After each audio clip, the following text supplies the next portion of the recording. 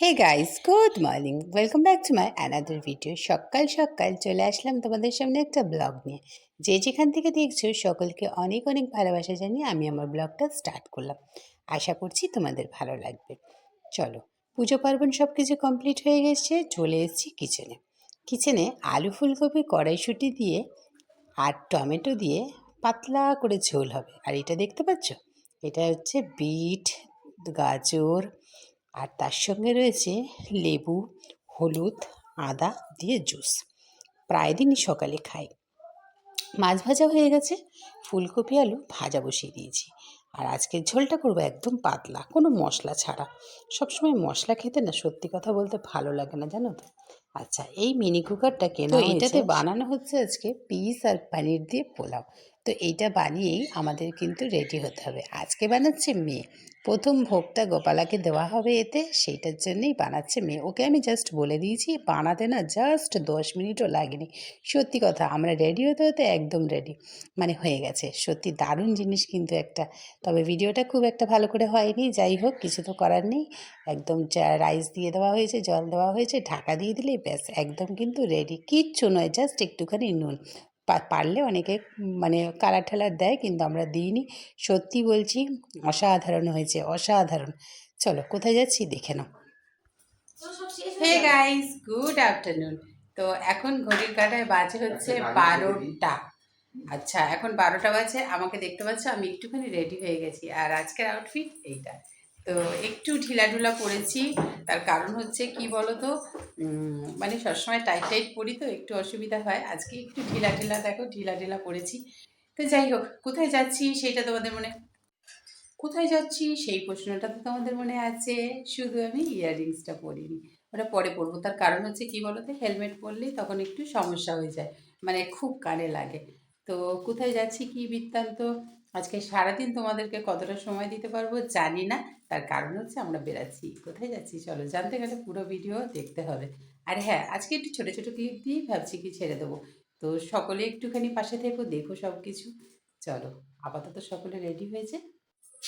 আচ্ছা, আমরা কিন্তু অনেকক্ষণ চলে এসেছি, প্রায় 1:30 নাগাদ। আর এই যে সোনামাকে দেখতে পাচ্ছ, এটা হচ্ছে আমাদের ফেসবুক ফ্রেন্ড তমালিকা। আগের ভিডিও যারা যারা দেখেছো তারা নিশ্চয়ই জানতে পেরেছো। তমালিকা যেহেতু দিল্লি চলে যাবে, সেই কারণে একবার একটু বলল, দিদি এসো, মেয়েটাকে নিয়ে ও তো আসতে পারে না, সেই কারণেই আমি এলাম। তো যাই হোক, এসে খুব ভালো লাগলো। ফেসবুক থেকে যে এত সুন্দর একটা পরিবার আমি পাবো ভাবতে পারিনি, জানো তো। আর এখানে আমি একটু নয়েজটা বন্ধ করে দিয়েছি, মানে সাউন্ডটা বন্ধ করেছি, চারিদিক থেকে নয়েজ আসছিল সেই কারণে। আচ্ছা, দুপুরের লাঞ্চে আমরা কিন্তু দুপুরবেলায় চলে এসেছিলাম, সেই কারণে ওকে বলেছিলাম ব্রেকফাস্টটা একদম না বানাতে। লাঞ্চে আছে একদম বিরিয়ানি, চিকেন উইথ এগ, তার সঙ্গে ও একটু চিকেন পাকোড়া বানিয়েছিল।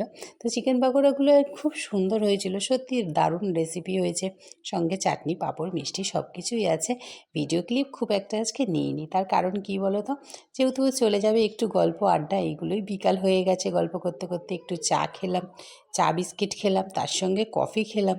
কত কিছু যে খেলাম আর খেলাম, সেইটাই কি বলবো। আর এই যে ছোটোটা দেখছো, ও গল্প করছে মেয়ের সঙ্গে, জানো তো। আর মেয়েকে আনিনি বলেই, সেই কারণেই তমালিকা বারবার করে রিকোয়েস্ট করেছে যেন আমি মেয়েকে নিয়ে যাই।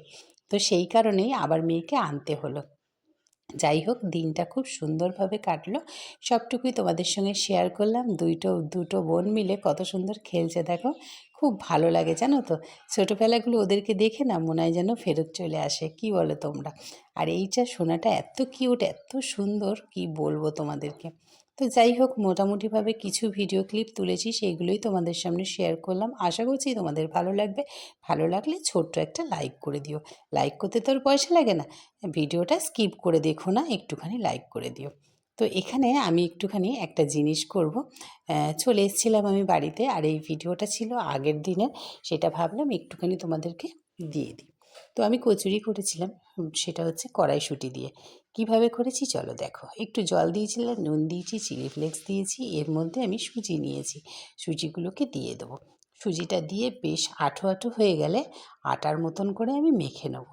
সত্যি বলছি, খুব সুন্দর, একদম সহজ পদ্ধতিতে হয়। আর অবশ্যই কিন্তু তোমরা একবার এইভাবে ট্রাই করে দেখতে পারবে। আটা ময়দা ছাড়াও যে কড়াইশুঁটির কচুরি হয় সেটা ভাবতেই অবাক লাগে, তাই না? একবার কিন্তু ট্রাই করে দেখতেই পারো। আমি বানিয়েছি, সেই কারণে তোমাদের সঙ্গে শেয়ার করলাম। পুরটা আগেভাগেই বানিয়ে রেখেছিলাম। এর মধ্যে আছে আলু, তার সঙ্গে আছে পেঁয়াজ, লঙ্কা, টমেটো, ধনেপাতা, মানে যাবতীয় কিছু দিয়ে কড়াইশুঁটিগুলো পেস্ট করে রেখেছিলাম। ভীষণ সুন্দর একটা শুকনো পুর করে নিতে হবে। আর কি কাজ, এই যে তুমি দেখতে পাচ্ছ তোমরা, দলা পাকিয়েছে, মানে চাটার মতন মাখা হয়ে গেছে।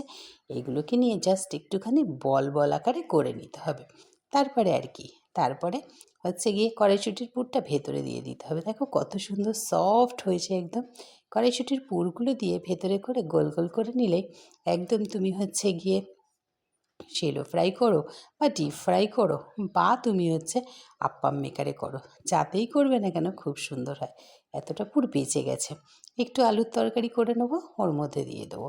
আর আমি করেছিলাম এটা আপ্পাম মেকারে, অল্প অল্প করে তেল ব্রাশ করে একটু ধৈর্য ধরে করতে হবে। সত্যি কথা বলছি, কোনো স্বাদের কিন্তু হেরফের হয়নি। এত সুন্দর একটা টেস্ট হয়েছিল, কিছু বলার নেই। মানে শুধু জাস্ট খাও, গ্রহণ করো। সত্যি বলছি ভালো হয়েছিল। অবশ্যই তোমরা কিন্তু একবার বাড়িতে বানিয়ে দেখতে পারো। তো এইটা আগের দিনের ভিডিও ছিল, সেইটা আমার শেয়ার করা হয়নি বলে আমি কিন্তু আজকে দিয়ে দিলাম। তোমরা ভাববে একদিনে কত কিছু খায়, না না, হ্যাঁ আমি একদিনে অত কিছু খাই না। এটা হচ্ছে আগের একটা ভিডিও। অ্যাকচুয়ালি কী বলো তো, আমি ইউটিউবে একটু কম অ্যাক্টিভ থাকছি। ফেসবুকে অ্যাক্টিভ থাকতে থাকতে ইউটিউবে একদম থাকা হচ্ছে না। তো একদম দেখো সুন্দর করে কিন্তু কড়াইশুঁটির কচুরি তৈরি হয়ে গেছে, খেতে অপূর্ব হয়। তোমরা কিন্তু বাড়িতে একবার ট্রাই করে দেখতে পারো। তরকারি করে নিয়েছি আলু মটরশুঁটি দিয়ে, শীতকাল যতদিন আছে, আর মেয়ের জন্য একটা ডিম ছিল সেদ্ধ। কেমন লাগলো তোমাদের সবটুকু মিলিয়ে? অবশ্যই কিন্তু আমাকে কমেন্টস করে জানাতে